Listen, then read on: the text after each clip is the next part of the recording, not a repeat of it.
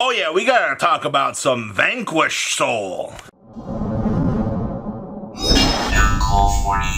Make sure you guys smash the crap out of that subscribe button so you guys don't miss out more Oz content. So we're starting off over here with Vanquish Soul. So not only did Vanquish Soul have a special appearance out of the first week of Supreme Darkness in the TCG, which is fine and dandy out here, I want to talk about the how the OCG has innovated this deck right now. We've actually been seeing quite a few lists with Regenesis popping around right now. Now, for those of you that have not really been paying too much attention to the OCG, basically you are getting this new archetype that has fire and has earth support in it. 2,500 attack points. Oh boy, you already know that opens up an entire door of things. But now you're getting these 2,500 attack point monsters that can actually kind of extend themselves out of the hand, which means, oh, we can trigger these things with Kaiser Varius and the rest of the squadron, and we can actually, pick this up. I think as of filming this, I'm up to about 5 decks, 4 of which are playing the Regenesis Vanquish Soul cards, which is enough for me to go, I see that we are innovating out here with this. And I assume that the TCG is going to look at Regenesis and they're going to try to figure out all these cool ways out here to try to come up with the best build for this, because Regenesis is all over the place in terms of what you can do. But I thought it was really cool to see that, Rock of the Vanquisher has already started to see some buyout movement on our side of the game, because people have already started to see this. And, Kaiser Varius didn't really recover from its initial buyouts. So I guess that's telling me out here that people are aware of what's going on with the Vanquish Soul tech choices. And they're going, this is an opportunity for us to kind of act on this and pick this stuff up. Yes, I do agree with you, actually. I think that you do want to keep an eye on this.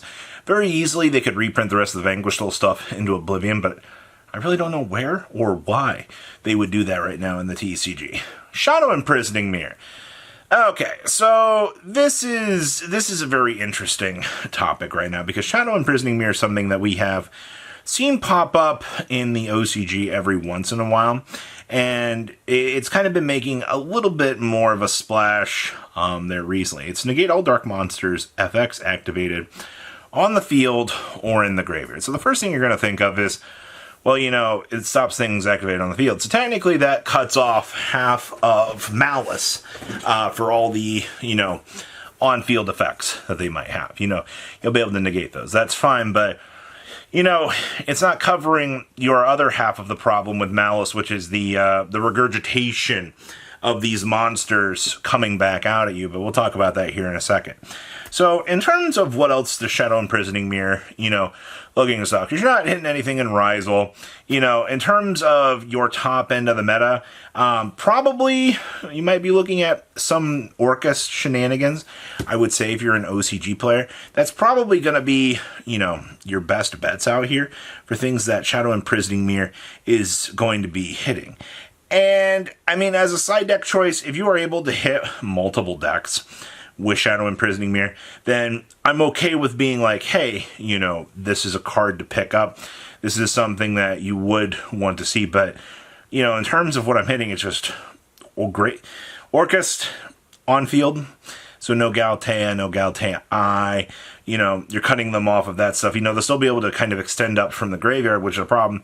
And on-field Malice. And does that feel good that you have to be able to play 2 potential floodgates out here to kind of curve stomp things? Because I don't like that either. I don't like the fact that they're forcing you to look at 2 options in order to play the game. Which brings us to Soul Drain. Yes, pay 1,000. Monsters that are banished as well as monsters in the graveyard cannot activate their effects. Well, shucky darn. So the real question here is why are we not looking at Soul Train as a card at this point in time? You've got this interesting decision out here that Konami is looking at Soul Drain and going, hey, Malice actually wants to be able to bring back all their pieces, but all the Orca stuff out here is also going to be banishing and looking to extend. So now we come to the discussion here. What's going to be better? Do I want to protect and cut my opponent off from all this, or do we just want to cut them off of the extensions from the banish pile? And I think that the correct answer here is, I think Soul Drain is the better call. I think both calls are acceptable depending on the deck you are playing. All right, that's another big thing that we don't get to talk a lot about out here, is when you're looking at your construction choices. Yes, Shadow Imprisoning Mirror can hit a couple things, but once again, you got to be wary of the side effects of this. Same thing out here with Soul Drain. If I'm flipping Soul Drain out here, I'm cutting myself off as well from these effects. And that might not be something that you really want to be doing depending on where the game's going. And also, both of these cards are 100% dependent on going first. And that can be a little bit of an issue as well. So I guess pick your poison. Soul Drain definitely feels like the better option, but I'm not going to discount Shadow Imprisoning Mirror. If you're really worried about Fiendsmith cards, you've had Light Imprisoning Mirror this entire time. You got cards out here to assist you with these things, but duelists just aren't ready to look at them. It's actually interesting. Summoned frickin' Skull, of all things. This is not my first rodeo seeing this, actually. So the TCG version of the Primite Fiendsmith deck is looking at Summoned Skull, and it's going, well, level 6 Fiend Monster, okay, sure, pull up the old database out here. Oh yeah, old Summoned Skull. Oh yeah, I'm gonna call him up on the phone. I'm gonna get him on out here into my my deck, my brick house. Oh yeah, Summoned Skull. You go over there with that Fiendsmith monster and go ahead and make that cool DDD king guy. Oh yeah, okay. I'm gonna detach and start negating your stuff. And that is the power of Summoned Skull right now. Now I don't know what version of Summoned Skull that you're gonna rush on out and get right now. But I think it was very apparent that Konami was kind of aware of this.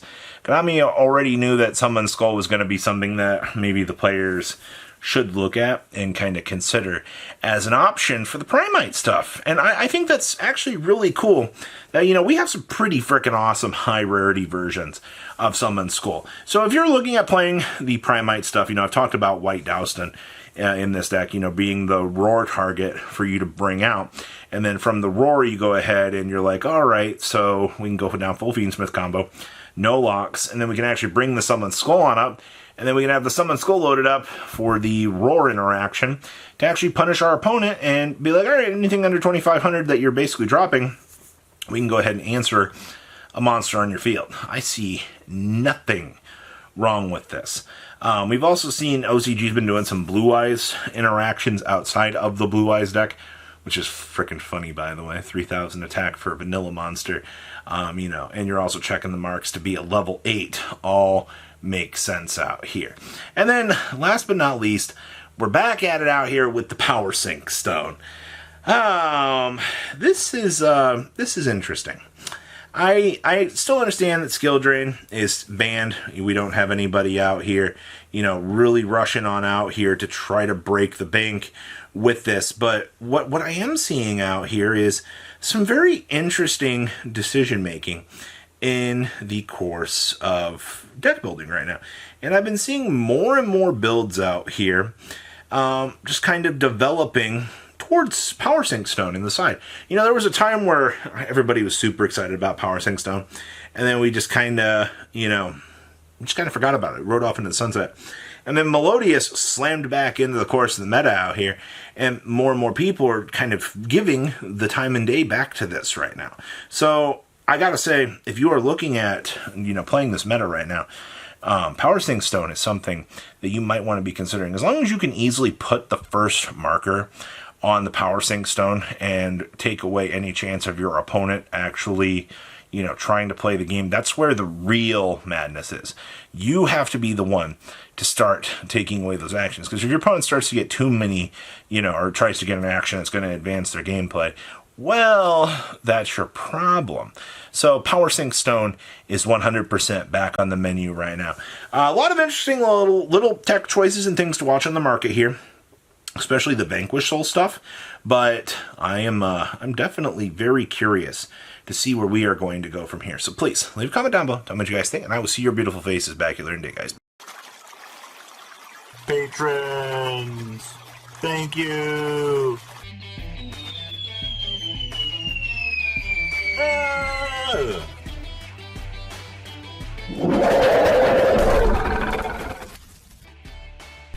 Thank you so much for watching. Check out these other videos.